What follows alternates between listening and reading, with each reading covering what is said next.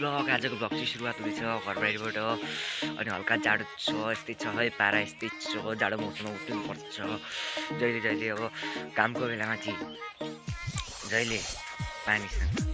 लग पर्ने त्यस पछाडि गर्मी मौसममा सिधकसँग लग पर्ने यस्तै छ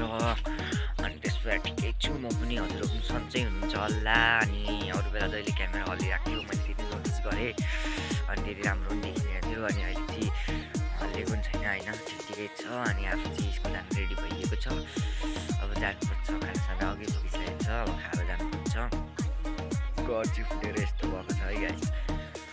आफ्नो बाटो पनि नबनिने कुरो भएको छ अब के गर्छन् आन्दोलन गर्न जाउँ भन्नुहुँदै थियो अङ्कलहरू त अब के गर्नुहुन्छ आफू त गइँदैन आफू त सानै छु नि त कहाँ आफू गएर फेरि तातो गोली खाएर छैन ती जिन्जीहरूलाई पुलिसहरूले तातो गोली खाएर के विवाह भागिहाले यो सरकारले बाटो चाहिँ के गर्छ सुशीला कार्कीज्यूले के गर्नुहुन्छ जाडो जाडो छ अनि अन्त चाहिँ हल्का बिहानै स्कुलको कपडा लगाइदिएको छ अनि ठिकैको टाइम हुँदैछ स्कुल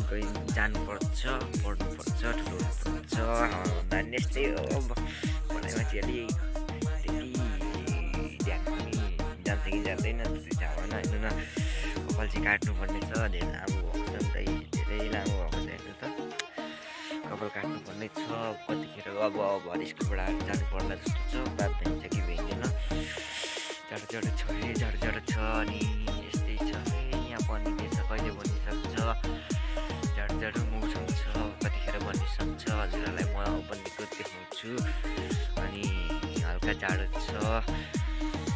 अब के भन्नु छ अब यस्तै छ आजको ब्लग चाहिँ यहीँ एन्ड गर्न जाँदैछु thank you for watching this video bye guys